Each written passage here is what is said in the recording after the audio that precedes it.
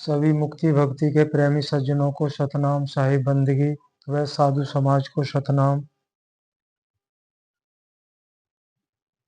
तो प्यारे भक्तों, सबसे पहले तो हमारे एक बड़े आदर का भाव रखते हैं सतगुरु कबीर साहिब का सत्संग के माध्यम से जो भी वाणी आपके समक्ष रखी जाती है वो बड़े ध्यान से सुनते हैं। उनको हम कोटि कोटि सतनाम, साहिब बंदगी देना चाहते हैं। पहले उन्होंने हम इस बात के लिए माफी चाहते हैं, उन्होंने कई बार पूछना चाहा हमारी गुरु प्रणाली क्या है।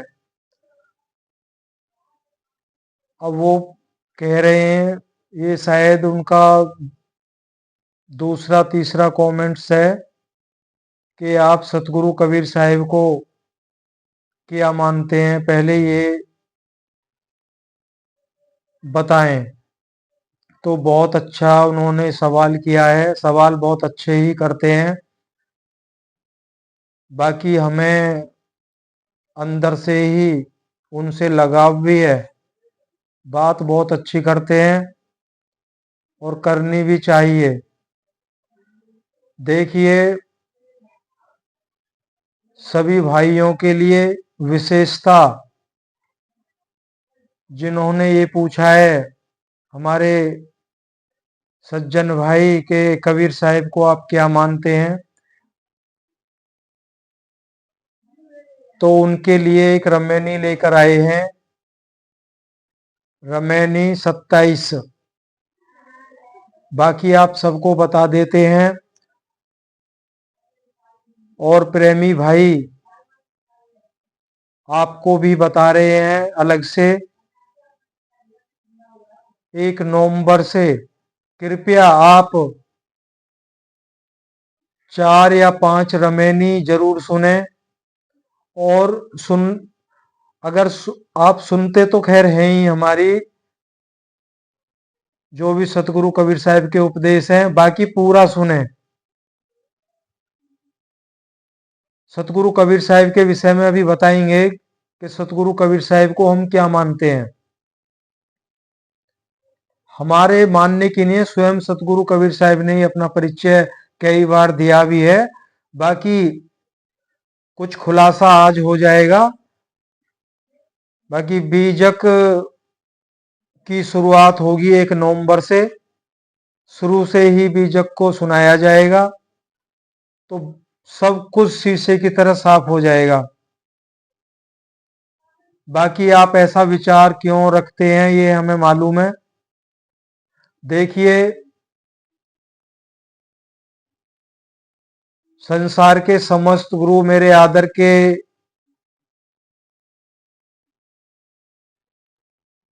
भाव से ही हम उन्हें देखते हैं, क्यों गुरु शब्द बहुत ऊंचा है, सभी आदरणीय हैं।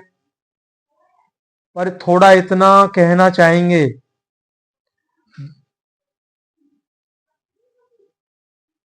कबीर साहिब के ज्ञान को थोड़ा सा और गहराई में उतर गए होते तो शायद आपका ये प्रश्न नहीं होता और हम भी ये प्रवचन नहीं कर रहे होते। देखिए, सतगुरु कबीर साहिब ने सृष्टि रचना को नहीं रचा है, पहली बात, और ना ही परमात्मा ने सृष्टि की रचना की है। और रही हमारे मानने की बात, देखिए गुरु का तो हमने परिचय दे दिया था सभी को, जिन्हें सुनना है तो पीछे सत्संग अपलोड हुआ है, हमारा स्वयं का निज परिचय गुरु प्रणाली उसमें बताई गई है। बाकी आपको यकीन नहीं होगा, लेकिन हम फिर बता देते हैं। सतगुरु कबीर कहते हैं ना, गुरु के जरिए सतगुरु को पाना होता है, शब्द गुरु। तो आप माने या ना माने, तो हमारा सत्संग थोड़ा सा भिन्न है। वो भिन्न इसलिए है, सतगुरु कबीर साहिब के द्वारा जो अनुभव दर्शाया गया है, उस अनुभव के आधार पे बीजक का ज्ञान शीशे की तरह सामने खुल जाता है। बाकी बीजक को समझना इतना आसान भी नहीं है। तो सतगुरु गुरु हमने अपने बता दिए, देही गुरु हमारे कौन थे, और जो शब्द गुरु हैं वो सतगुरु कबीर साहिब हैं स्वयं। हैं हम सभी के हैं, लेकिन कबीर साहिब ने इस घट में वानियां बोली हैं। इस अज्ञानी जीव के अंदर बहुत वानियां बोली हैं साहिब ने, और विवेक भी दिया है उनको समझने के लिए। तो इसलिए जो भी आपको बताया जाता है इस चैनल के माध्यम से थोड़ा भिन्न है।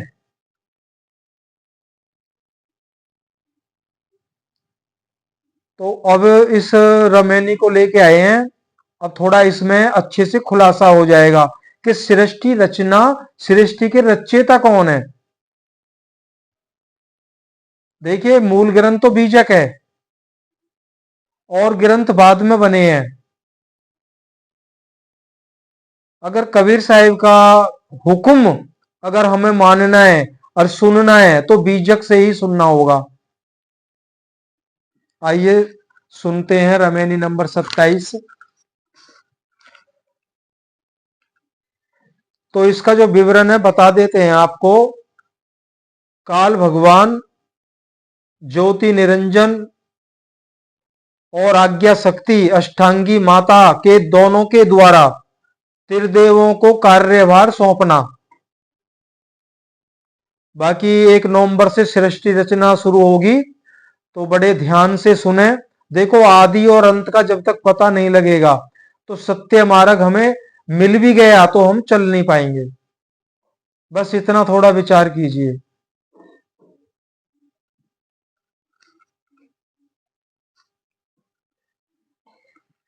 सतनाम सत साहिब सत्य कबीर। रमैनी 27। त्रिदेवों की निरंजन संयुक्त आज्ञा का त्रिदेवों को अधिकार विभाग देना, ये रमैनी का शीर्षक है। शब्द है, ब्रह्मा को दीनो ब्रह्मंडा, सप्त दीप पौमीनो खंडा, सत्य सत्य कही विष्णु दृढ़ाई, तीन लोक मारा खन जाई, लिंग रूप तब शंकर कीना, धरती खीली रसातल दीना, अवष्टांगी रची कुमारी, तीन लोक मोह सब झारी, द्वितीय नाम पार्वती को भयो, तप करते शंकर को दियो, एक है पुरुष एक है नारी, ताते रची खानिया चारी, सरवन बरवन दे और दासा, रज सत तम गुण धरती आकाशा। तो भाइयों, ये तो शब्द था। अब शब्द की साखी है। एक अंड ओंकार ते सब जग भया पसार, कहें कबीर सब नारी राम की, अविचल पुरुष भरतार। देखो, यहाँ भी परमात्मा को अविचल कहा है। कह रहे हैं, एक अंड ओंकार ते सब जग भया पसार, कहें कबीर सब नारी राम की, समस्त आत्माएं उस अविचल राम की नारी हैं, और वह अविचल राम सबका भरतार है। भरतार कहते हैं पति को। अब टीका की तरफ चलते हैं। सतगुरु कबीर साहिब कहते हैं, एक बार विनती करते हैं, जो भी भाई सुन रहे हैं पूरा सुनिए, और अब सुनने में भी आनंद आएगा और ज्ञान की जागृति होगी। सतगुरु कबीर साहिब कहते हैं कि आदि सृष्टि के सर्वप्रथम महाचेतन सतपुरुष परमात्मा से जो एक चेतनात्मा पृथक होकर, अलग होकर शून्य प्रकृति मंडल में स्थित हुआ, वही चेतनात्मा ज्योति स्वरूप ओंकार, ईश्वर, निरंजन, ब्रह्म इत्यादि नामों से प्रसिद्ध हुआ। बाकी समझाए, बीच में थोड़ा समझाएंगे नहीं, आराम धीरे से पढ़ रहे हैं, बाकी आप अच्छे से समझ जाएंगे, क्यों ये वर्णन कई बार आ चुके हैं।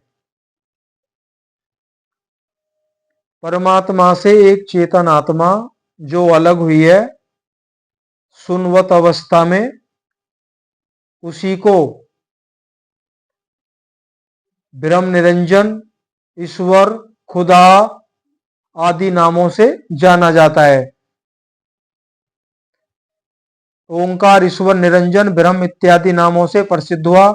अतः उसी की इच्छा से प्रथम अष्टभुजी आदि शक्ति महामाया अष्टांगी उत्पन्न हुई और उससे रजोगुण प्रधान ब्रह्मा जी और सतोगुण प्रधान विष्णु जी और तमोगुण प्रधान शिव जी, ये तीन पुत्र तत्पश्चात निरंजन के संयुक्त आदि शक्ति आज्ञा ने उन तीनों पुत्रों को विभिन्न विभिन्न विभाग संयुक्त अधिकार प्रदान किया, जिसमें प्रथम रजोगुण प्रधान क्रियाशील ब्रह्मा जी को ब्रह्मांड की रचना का तथा योग्य व्यवस्था का भार सौंप दिया, जिससे उन्होंने 7 द्वीप और 9 खंड संयुक्त पृथ्वी भूमंडल को बनाया।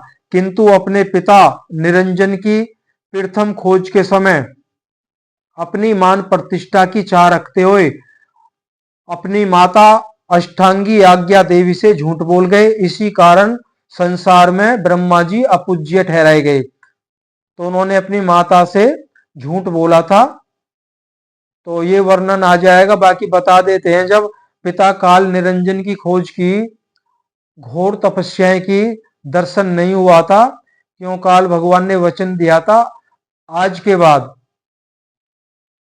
मेरा कोई भी साक्षात दर्शन नहीं कर पाएगा। तो ब्रह्मा जी झूठ बोल गए थे, तो इसी कारण संसार में अपूज्य ठहराए गए। और थोड़ा सा ये लगता है, देखिए महापुरुषों ने जो ना अपने भाई पुस्तक में नाम तो नहीं लेते हैं, तो इसमें बुरा मानने की भी आवश्यकता नहीं है। तो काल निरंजन दुर्गा माता पे आसक्त हो गए थे, मतलब भाषा गलत चुनी गई, और वो क्रियाएं जो स्थूल शरीरधारी करते हैं वो क्रियाएं वहां नहीं होती हैं। तो अष्टांगी माता ने अपने जैसे सत संकल्प से ज्योति निरंजन ने अष्टांगी को प्रकट किया, और अष्टांगी ने अपने सत संकल्प से त्रिदेवों को प्रकट किया था, ना कि किसी शारीरिक संबंध से। तो थोड़ा हमें भी विचार करना चाहिए।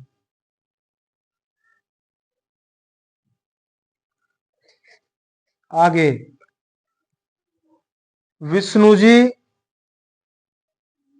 विष्णु जी सतगुण प्रधान विवेकशील होने के कारण पिता निरंजन का खोज करने पर, उनका दर्शन नहीं पाने पर भी अपनी मान प्रतिष्ठा तथा अपमान की परवाह न करते हुए अपनी माता अष्टांगी से सत्य सत्य बात कहकर विश्वास दृढ़ करा दिया। इसलिए उनको आज्ञा माता ने तीनों लोकों की रक्षा का अधिकार दे दिया। अब ये अधिकार भी किस तरह से मिला है? तो विष्णु भगवान ने सत को नहीं छोड़ा था, तो उनको सृष्टि का रक्षा का कार्यभार सौंपा और ब्रह्मा जी को रचना का कार्यभार सौंपा।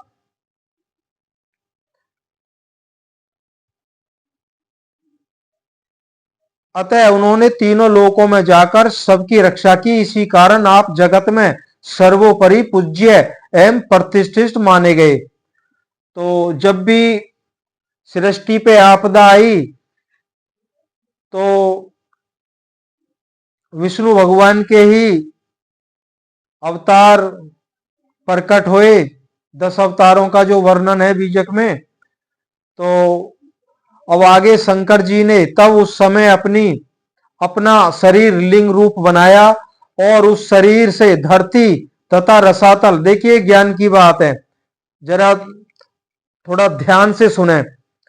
शंकर जी ने तब उस समय अपना शरीर लिंग रूप बनाया और उससे धरती तथा रसातल को कील दिया, अर्थात जैसे किसी वस्तु को इधर उधर न जाने देने के लिए कीला या खूंटा ठोक दिया जाता है। जैसे नाव होती है समुद्र में, तो रस्सी से बांध के खूंटे ठोक दिए जाते हैं कि वो इधर उधर नहीं बह जाए। तो इसी वस्तु को इधर उधर न जाने देने के लिए कीला या खूंटा ठोक दिया जाता है। वैसे ही पृथ्वी जल में इधर उधर न चली जाए, इसके लिए लिंग रूप होकर शंकर जी रसातल से लेकर पृथ्वी तक स्थित हो गए लिंग रूप में। विशेष विवरण, अर्थात जब शिव जी ने दोनों ब्रह्मा तथा विष्णु जी की परिस्थिति को देखा, तब उन्होंने योग प्राणायाम के द्वारा ब्रह्मांड में ज्योति स्वरूप ओंकार ईश्वर निरंजन का साक्षात्कार किया। किस रूप में किया काल भगवान का दर्शन? शिवजी भगवान ने ज्योति रूप में। फिर अपनी तमोगुण प्रधान विवेकशील की शून्यता युक्त भोली प्रकृति स्वभाव के वश उक्त ज्योति स्वरूप के प्रतीक रूप कमल पर स्थित दंडयमान लिंग की प्रतिष्ठा रूप मेघ खुंटी भारतवर्ष में इतनी सुदृढ़ मजबूत रोप दी कि मानो वह कील मेघ पाताल तक गहराई तय कर चुकी हो। वह शिवलिंग की मान प्रतिष्ठा आज तक किसी भी विद्वान द्वारा भारतवर्ष से हटाई नहीं जा सकी। प्राचीन समय से यह शिव पूजा यहां इसी रूप में होती आ रही है, लिंग रूप में पूजा होती आ रही है। आगे चलकर वाम मार्गियों के समय में उसी कमलस्थ लिंग के नीचे का कमल विद्रपसा विभत्स घिनौना अर्थात स्त्री की गुप्त इंद्रियों के दिखावे जैसा बना दिया और वह कई काल्पनिक कथानकों के साथ भारत में सर्वत्र प्रचलित कर दिया। देखो मूर्खों की भी कमी नहीं रही है। कुछ वामपंथियों ने लिंग के नीचे, हम सब जानते हैं, तो स्त्री जनन इंद्रियों का भी आकार बना दिया बाद में। तो साहिब ने कहा ना ये घिनौना कार्य उन लोगों ने किया, और वो भी आज लिंग के साथ में पूजा होती आ रही है और नए नए विवरण दे दिए हैं इसके।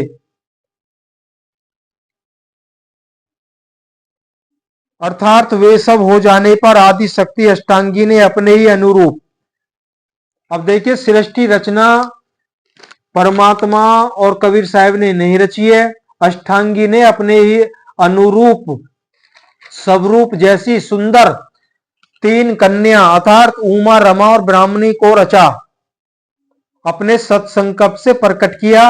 अतएव उसने अपनी सत्य सिद्ध संकल्प शक्ति से स्वयं तीन रूप धारण किया। अतः सतगुरु कहते हैं कीने चरित्र असे आदि भवानी कन्या तीने कीने उत्पानी। उन परम सुंदरी तीनों कन्याओं को देखकर त्रिदेव ब्रह्मा विष्णु तथा शिव और तीन लोक निवासी सब सुर नर मुनि इत्यादि जीव विमोहित हो गए। इतनी सुंदर थी, माता ने अपने ही स्वरूप पे उनको प्रकट किया था कि देवता मनुष्य मुनि महर्षि सब उन पे विमोहित हो गए। तत्पश्चात आज्ञा देवी ने ब्राह्मणी नाम की कन्या को ब्रह्मा जी के प्रति तथा रमा लक्ष्मी नाम की कन्या को विष्णु जी के प्रति और उमा नाम की कन्या को शिव जी के प्रति प्रदान किया। तदंतर इसके बाद उन तीनों कन्याओं में से एक उमा नाम की कन्या को अष्टांगी देवी ने जो शिव जी को दी थी, वही दूसरे कल्प की सृष्टि में प्रथम दक्ष प्रजापति की कन्या सती नाम से प्रसिद्ध हुई और वही दूसरे जन्मों में राजा हिमाचल की कन्या पार्वती नाम से प्रसिद्ध हुई और वह तप करते हुए शंकर जी को दी गई। सतगुरु कहते हैं कि इस प्रकार जड़ प्रकृति में अखिल सर्व ब्रह्मांड विश्व का कर्ता अब देखिए, अब यहां पे सतगुरु कबीर साहब ही कह रहे हैं, इस प्रकार जड़ प्रकृति में अखिल सर्व ब्रह्मांड विश्व का कर्ता एक ही चेतनात्मा पुरुष निरंजन ईश्वर है। और फिर भी हम सृष्टि रचना को भाई परमात्मा ने की है, परमात्मा हमें क्यों डालेगा? मान लो परमात्मा तो अचल है, अविचल है, वो कहीं आता जाता नहीं है, एक रस एक स्थिति में रहता है। हाँ, सुरत भाव से दृष्टा एक गवाह के तौर पे समस्त संसार में रमा हुआ है, दृष्टा मात्र। तो खड़ा उसके लिए होता है जो परमात्मा के अंदर जो सद्गुण है, उन सद्गुणों में जब कोई जिज्ञासु आता है, अब भक्ति पूछते हो ना, भक्ति क्या करनी है भाई? जैसे दूध में अगर हमें दही जमानी है तो दूध की क्रिया करनी पड़ती है, उबालना पड़ता है, फिर उसको एक ना ज्यादा गर्म है ना ठंडा है, तब उसमें परमात्मा रूपी सद्गुण वो बीछन मट्ठा छाछ लस्सी डाली जाती है, तब वो धीरे धीरे धीरे दही के स्वरूप में आ जाता है। चंद बूंदे उसको दही में बदल देती हैं। तो ऐसे ही जरा सा हमारा अंतकरण जैसे ही शुद्ध होता है तो सार शब्द प्रकट हो जाता है। ज्यादा गहराई से सोचने की भी आवश्यकता नहीं है। अब यहां पे कह रहे हैं वही चेतनात्मा ब्रह्म और जड़ प्रकृति माया भी, हाँ, चेतनात्मा पुरुष निरंजन है और जड़ प्रकृति पदार्थ की अधिष्ठात्री स्वामिनी एक ही अष्टांगी आदि शक्ति नारी है। अतः इन्हीं दोनों को चेतनात्मा ब्रह्म और जड़ प्रकृति माया भी कहते हैं। अष्टांगी को ही आदि शक्ति और महामाया भी कहते हैं और जगत जननी भी कहा गया है। और शारीरिक दृष्टि से अष्ट अंग संयुक्त अष्टभुजी आदि शक्ति महामाया तुर्या स्वरूपा आज्ञा अष्टांगी नाम से कही जाती है। वह 5 तत्व और 3 गुण की अधिष्ठात्री है और उन सबका अधिष्ठाता स्वामी ईश्वर ब्रह्म है।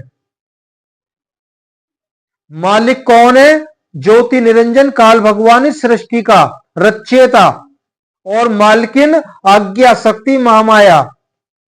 अष्टभुजाधारी किसके प्रतीक है? 3 गुण 5 तत्व को धारण किए हुए हैं। 3 गुण और 5 तत्व से ही समस्त सृष्टि चारों खानियां अंडज जेरज उद्भिज सतावर ये सभी खानियों से जीवों की रचना की है। आगे आ रहा है वर्ण। अतः इन्हीं दोनों से अंडज पिंडज उष्मज और सतावर रूप चारों खानियों की रचना हुई। इसी प्रकार उन्हीं दोनों से रजोगुण सतोगुण तमोगुण ये त्रिगुणात्मक प्रकृति और धरती तथा आकाश आदि पंच तत्व महाभूतों की उत्पत्ति हुई। तदंतर त्रिदेव ब्रह्मा विष्णु शिव से उत्तर हिमालय दक्षिण आदि विभिन्न प्रदेशों में भिन्न भिन्न रूप रंग रूपों में मानव सृष्टि की उत्पत्ति हुई। तत्पश्चात अर्थात बहुत समय के बाद उत्तर हिमालय प्रदेश से आए हुए आर्य लोगों ने अपने स्वार्थवश कल्पना से ये वर्ण जो चार वर्ण थे साधक के बताए गए हैं, तो उन 4 वर्णों में बट गए और उपनाम से ब्राह्मण क्षत्रिय वैश्य और शूद्र नाम के मानक समाज में ये 4 वर्ण अर्थात भेद कर दिए गए और उनमें उनको उत्तम मध्यम और निकृष्ट नीच पेशे कर्म बलपूर्वक करने को दे दिए। अतएव आगे चलकर उन्होंने ऊंच नीच तथा छुआछात का प्रचार कर दिया, जिससे मानव समाज भिन्न भिन्न जाति समाज में बट गया और एक दूसरे को है दृष्टि से अर्थात नीच घृणा की दृष्टि से देखने लगा और एक दूसरे का शत्रु बन गया। अतः इस विषमता के कारण मानवता तथा एकता परस्पर का प्रेम श्रद्धा भाव विदा हो गया अर्थात जाता रहा। सतगुरु कबीर साहब कहते हैं इस संसार इस प्रकार एक अंड रूप ओंकार ब्रह्म निरंजन से समस्त जगत का प्रसार हुआ।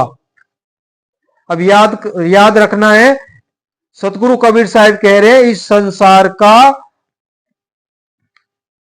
प्रसार एक अंड ओंकार ब्रह्म निरंजन से समस्त संसार की रचना का प्रसार हुआ है, अर्थात रचना हुई है। किंतु आदि सृष्टि के सर्वप्रथम ही महाचेतन परम पुरुष परमात्मा सत्ता के आधार आश्रित पर ही समस्त चेतन आत्माएं उसके साथ स्थित थी। कह रहे आदि शक्ति, आदि सृष्टि से पहले कुछ नहीं था, समस्त चेतन आत्माएं परमात्मा में ही समाहित थी।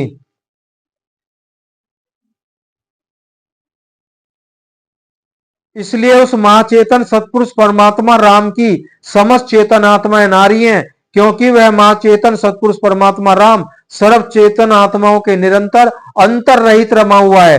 अतः वही महाचेतन सतपुरुष परमात्मा राम सर्व आत्मा रूप नारियों का अविचल, कभी चलयमान ना होने वाला, चलन आदि क्रिया रहित, परमात्मा क्रिया में भी नहीं आता है तो सृष्टि रचना कैसे करेंगे, क्रिया रहित विशुद्ध अविनाशी भरतार अर्थात स्वामी है। आदि सृष्टि के सर्वप्रथम उसी महाचेतन सतपुरुष परमात्मा में समस्त चेतन आत्माएं पृथक होकर नीचे सुन प्रकृति मंडल में आकर उसको भूल गई, और यहां सुन प्रकृति मंडल में आकर चेतन आत्माओं में दो प्रकार का भेद हो गया।